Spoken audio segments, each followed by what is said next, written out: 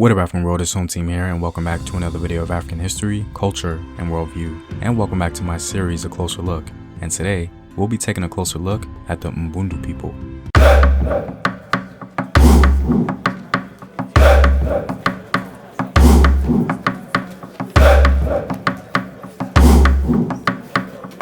By supporting this channel on Patreon, you're helping in the creation of these videos and supporting this content.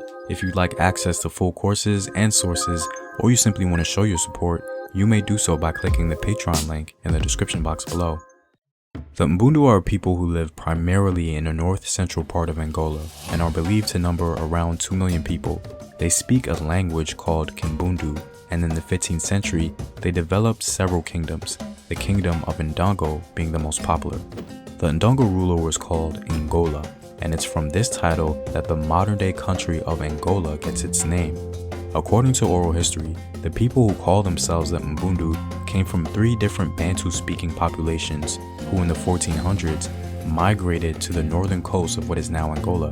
They came from Central and East Central Africa, bringing with them iron-making, agriculture, and new hunting skills, as well as a unifying belief in divine kingship.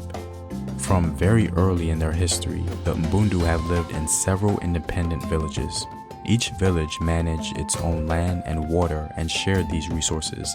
The Mbundu are a matrilineal people, meaning that one's family line or lineage is traced through the mother's line of descent. However, political authority was controlled mostly by men. In the Mbundu view, women continue the family line by giving birth. Thus, the Mbundu emphasize the role of women in childbearing. They celebrate the first menstruation of young girls as evidence of their readiness to bear children. The Mbundu showed their respect for family ancestors through special ceremonies. The village head was responsible for communicating between humans and spirits. He was expected to provide village members with land and to persuade rain to fall at the right time and in the right amount. Mbundu office holders ruled through their possession of sacred objects like the lunga and ngola, which were handed down from their predecessors. Through these symbols, rulers could call upon supernatural powers. Both chiefship and kingship were thus sacred among the Mbundu. Leaders were treated with great respect and were surrounded by many taboos or special rules of behavior. As leaders took on new powers, or because of changing circumstances and needs, later generations of leaders introduced new symbols.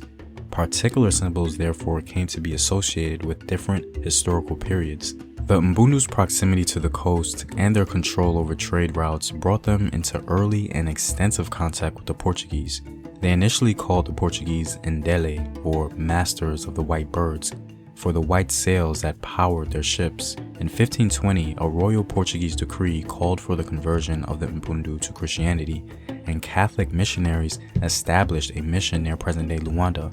Unlike rulers of the Congo Kingdom to the north, however, the Ndongo king was indifferent to Christianity, preferring only to trade with the Portuguese. He treated the mission with disdain and outlawed preaching. Perhaps the most popular Mbundu in world history was Queen Nzinga.